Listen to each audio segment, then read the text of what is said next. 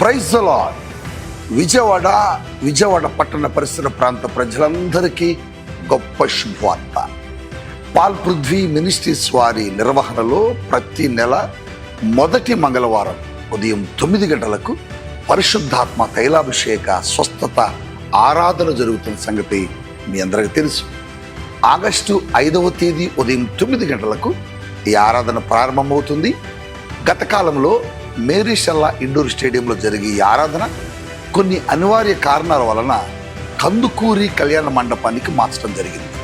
విజయవాడ పట్టణం నందు జింకానా గ్రౌండ్స్ సమీపంలో కందుకూరి కళ్యాణ మండపంలో ఆగస్టు 5వ తేదీ ఉదయం 9 గంటలకి ఈ ఆరాధన ప్రారంభమవుతుంది. మీరు కూడా రండి. ఇప్పటికే దేశ విదేశాల నుంచి, పలు రాష్ట్రాల నుంచి, పలు ప్రాంతాల నుంచి ప్రజలు పాల్గొని బలమైన దేవుని కార్యాలు పొందుకున్నారు. మీరెందుకు ఆలస్యం చేస్తున్నారు? రండి, దేవుని కార్యాలు పొందుకోరండి.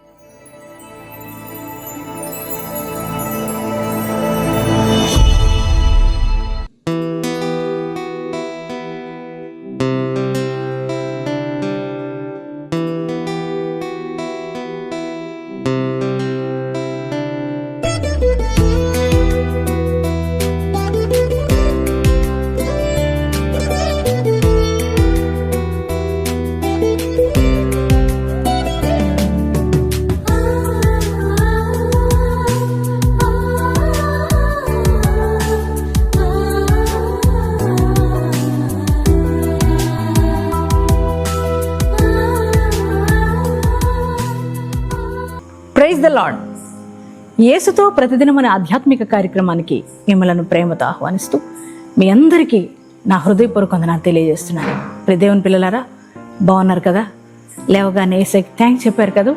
అలాగే శ్రేష్టమైన వాగ్దానాలు ఉదయకాలం వింటూ ఎంతగానో మీరు ధైర్యపరచబడతారని నేను నమ్ముతున్నాను. అలాగే ఈ ఉదయకాలం కూడా దేవుడు శ్రేష్టమైన వాగ్దానం మనకిచ్చారండి. ఆ వాగ్దానం ఏమిటో చదువుకుందామా? యెషయా గ్రంథము 61వ అధ్యాయము 7వ వచనాన్ని చదువుకుందాం. మీ అవమానమునకు ప్రతిగా రెట్టింపు ఘనత నొందుదురు. ప్రైజ్ ది లార్డ్ అండి. ఎంత శ్రేష్టమైన వాగ్దానం ప్రభు మనకిచ్చారు. మీ అవమానమునకు ప్రతిగా రెట్టింపు ఘనత. అవును కదా? మీ జీవితంలో ఎన్నో అవమానాలు ఎదుర్కొంటున్నారు కదా.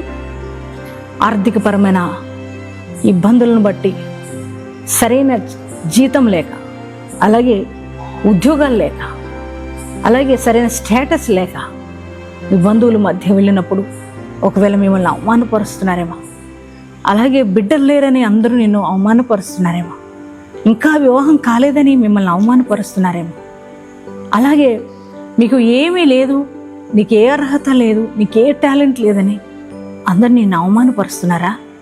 ఒకవేళ నీకు ఏ అందచందాలు లేవని ఒకవేళ అవమానపరుస్తున్నారా?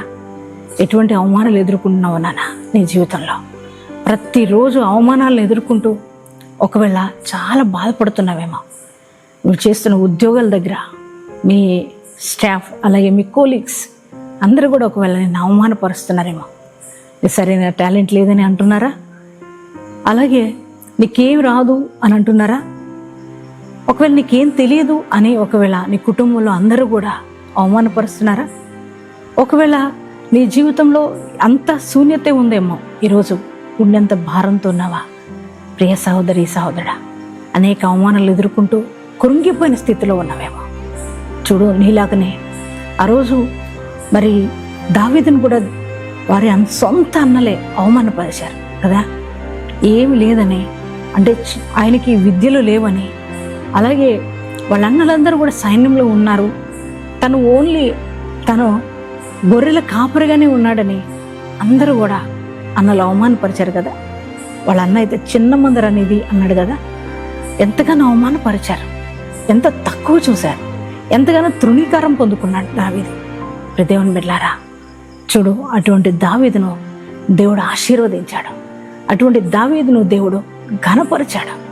దేవుని బిడ్డలారా, గొర్రెల కాపరి అయిన దావీదును దేవుడు మహారాజుగా చేశాడు.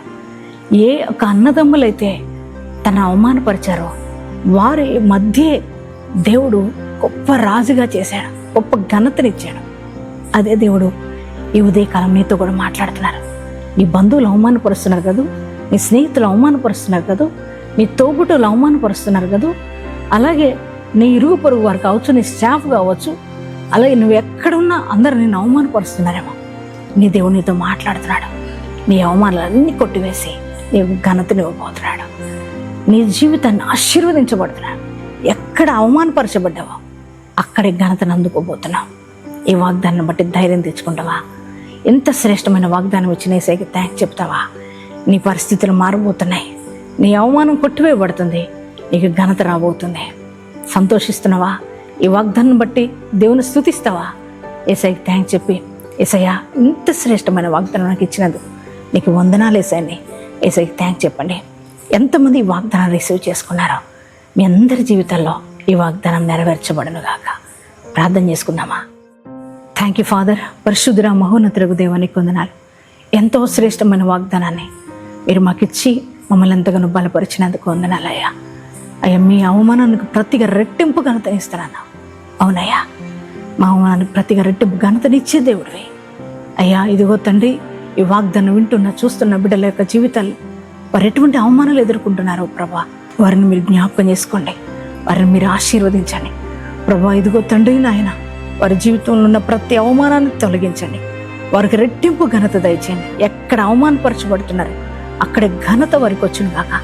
ఉద్యోగాలు లేని వారికి ఉద్యోగాలు ఇవ్వండి. బిడ్డలు లేని వారికి బిడ్డలు దయచేయండి అయ్యా. చదువుకునే వారికి నాయన మంచి ఉన్నతమైన చదువుకుని చదువుకునే కృప దయచేయండి.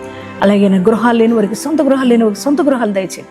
కోర్టు కేసులు విజయాన్ని దయచేయండి ప్రభా. భూ వివాదాలు పరిష్కరించండి ప్రభా. దేవానికి స్తోత్రాలయ్యా.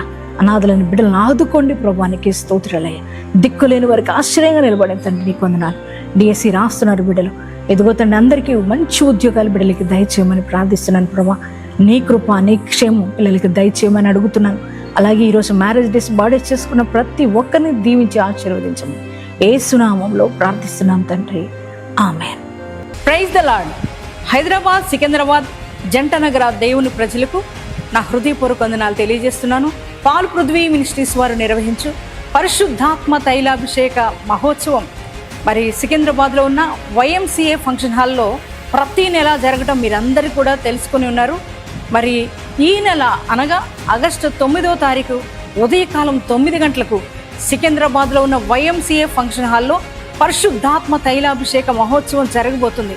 మరి ఈ ఆరాధనలో పరిశుద్ధాత్మ దేవుడు ప్రతి ఒక్కరిని కూడా దర్శించబోతున్నారు. శక్తివంతమైన ఆరాధన జరగబోతుంది. మరి హృదయాలను తాకే, జీవితాలను మార్చే వాక్య సందేశాన్ని పరిశుద్ధాత్మ దేవుడు అందించబోతున్నారు. ఆనాడు ఆది అపోస్తల కాలంలో జరిగిన బలమైన కార్యాలు, సూచక క్రియలు, మహత్కర కార్యాలు, అద్భుత కార్యాలు, విడుదల కార్యాలు, రక్షణ కార్యాలు పరిశుద్ధాత్మ దేవుడు జరిగించబోతున్నారు. కనుక మీ కుటుంబాలతో కదిలి రండి, దైవ దీవెనలు పొందుకొని